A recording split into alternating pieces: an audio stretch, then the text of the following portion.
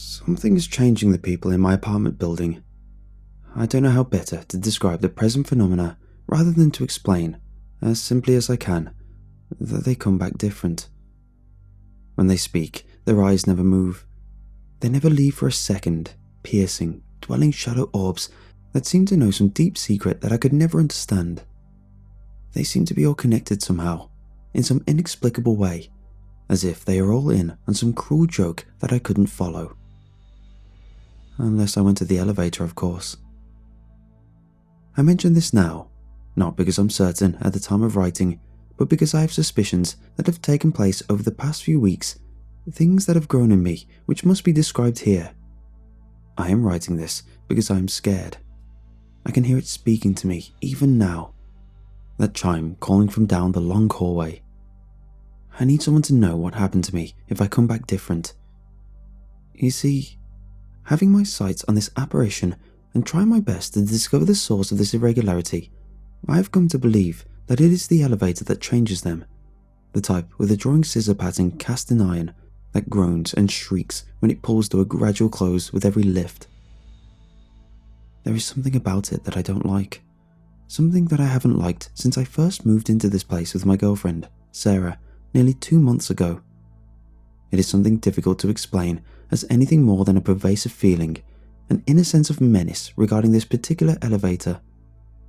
It seems to have an unnatural aura about it, a delightful, almost cheeriness when that metal gate expands, welcoming you in, inviting. I think now would be a good time to let you know that I have never stepped foot into that contraption, not once, not even when the incredibly pleasant manager, a spectacled cherry blonde woman in her early 30s, gave me a tour of the old structure and invited me in. I'm dreadfully scared of heights, and even more so of tight spaces. One look at those twisting metal frames, those drawn-in walls, that sometimes flickering red sun of a light above was all it took for me to refuse politely and always take the 7 flights of stairs up to our apartment. Let me tell you about the building. It is old, yellow brick, constructed in the 1910s, originally built as a hotel with a snaring sort of ivy that gnawed its way up much of its face. It is beautiful, full of charisma and character in a way that nothing built in more modern times can ever be. The lights in the lobby and hallways are always on, an endearing rose glow, casting the interior in a jaunty shine, one without any shadows at all. It was built by hand over many years, an artisanal creation, a work of art. I guess that is what enticed us here, the pulling inward sensation of light and the ground swelling of warmness that emanated from the place. It felt like home the minute that we arrived. Home. Home in a way in which we had never felt it.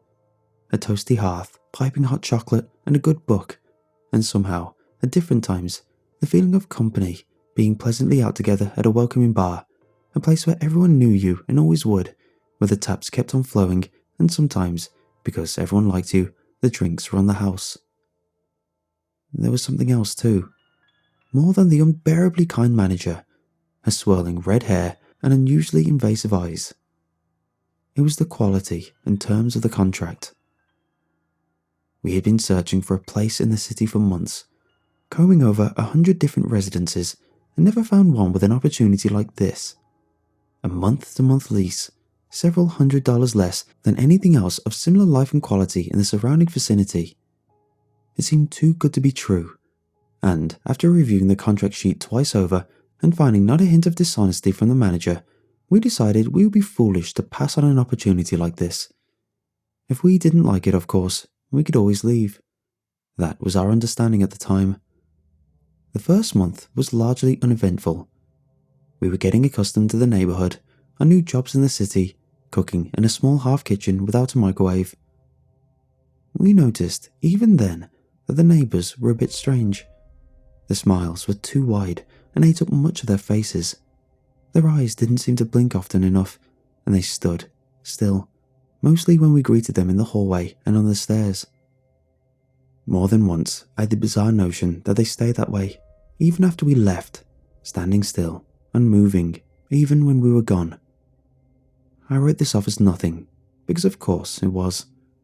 Things like this didn't exist, and if they did, Wouldn't they exist off in some sequestered part of the country, some rural province where the ghost of a widow was said to inhabit an old farmhouse? We were in the city. We had hundreds of neighbours, and none of them said anything about any of it. They all seemed fine. It didn't bother us at first. Not enough anyway. Not for the first few weeks. We aren't particularly social and didn't spend much time with any of them. Who cared if they were a little off? That changed when we met our new neighbour in apartment 703. Henry, a sarcastic, sharply intelligent young man fresh out of university. He was working in an IT firm a few streets down from the building and moved in to avoid traffic. We connected immediately in a way that only like-minded people could and began to visit him in his apartment, most frequently to play board games, at which he was an absolute savant.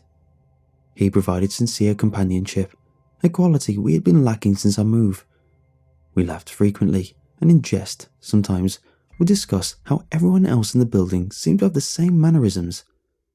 On one particular evening, Henry even pulled off one of his socks and, stuffing it on his hand in one motion, made it talk in a voice that mimicked the manager. "Try it. Stay if you like."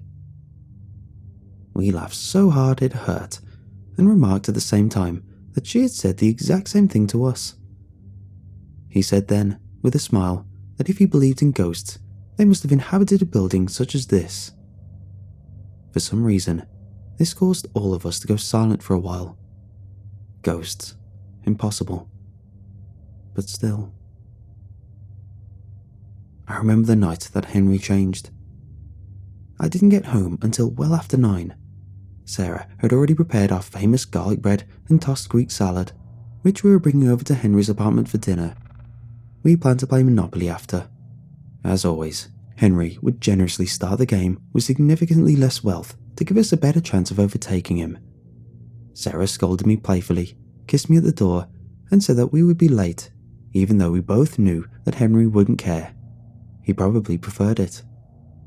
I combed my hair and we went next door. No one answered on the first knock, or the second. We were getting worried by the third. His door was locked. It had never been locked before, not even when he went to work, which we had constantly tried to warn him could lead to trouble in the city. He said he didn't have much of anything of value, and if anyone wanted it, they could have it. Just as I was about to call his name, and then potentially call the police, we heard something beyond the door. A low shuffling of feet, slow, dragging across the scarred wooden floor. The door opened, and Henry was there, smiling so wide it looked like it hurt. When he spoke, his voice was too loud, and the words came out disjointed. "Hello, friends. Why don't you come in?" Sarah and I exchanged a glance and followed him inside. When I asked him how he was doing, he avoided the question entirely. When we put our food on the table, he didn't even look down at it. He stared, still, into our eyes, moving from Sarah back to me every few seconds, as if his very motion was set to some sort of invisible timer. He didn't eat, and we didn't eat either. We couldn't stand those eyes. We couldn't stand that jolly, huge grin, never faltering, even when his muscles began to twitch. Never. We left as soon as we could. I mentioned that I suddenly wasn't feeling well, that I was overheated and might be coming down with something of a fever. Henry didn't take the news poorly. He kept smiling, smiling, smiling. As we left, I looked back just once, seeing the door still open, seeing Henry there with that savage smirk plastered on his face, its new permanent home. I wondered if somehow he wasn't quite Henry anymore. I wondered if he was someone else entirely. And worse even, I wondered as we entered our apartment and closed and bolted the door if he was still standing there, just outside, with those wide eyes and bright teeth splayed out like perfect piano keys. I wondered all night, though I was much too scared to check the keyhole. We didn't see Henry for some time after that. We stopped seeing him go to work, and after another week or so, realised that we didn't really see anyone else enter or leave the building either. The thought began to come more frequently then, that they were here, always here, standing straight, right behind their closed doors, grinning madly, waiting for interaction. I pushed it from my mind and tried to focus on my work. If we didn't like it, we could always leave. And maybe we would, at the end of the month. Then, Sarah took the elevator. She was running late for work and had far too much to carry that day for her presentation. I offered to help her down, but she refused. I waved to her out the door, feeling strangely frightened and completely unsure why. It was 8 in the morning and there was no reason to be afraid. Nothing logical anyway. Nothing but anxious thoughts that filled my head with nightmares. I saw her step into the elevator, saw that metal door stretch wide, protracting like jaws, and snap shut when she was inside. I thought, as I watched it envelop her in that bright red light and begin to take it downward, that something was horribly wrong. I wanted to call out to her, and I actually did run forward a few steps, but she smiled and waved and blew me a kiss. She didn't come home that night. I called her work and was assured that she never came in that day. Her boss was furious, but that was the least of my concerns.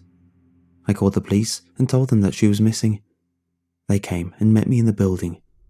I called her family, we looked for her, but couldn't find anything. They questioned me. I didn't have any answers. I told them about that morning, how she had smiled and waved and climbed into the elevator on her way to work. That was all I knew. We were perfectly happy. I would never hurt her. She was missing for 3 days before she came back. I stopped going to work and was lying in bed, alone in the dark. I was distraught. I didn't know what to do. I had been looking for her for days. I heard keys move just outside the door, and my heart jumped. The doorknob turned, and I heard her feet shuffle in. I ran to her and wrapped her in my arms.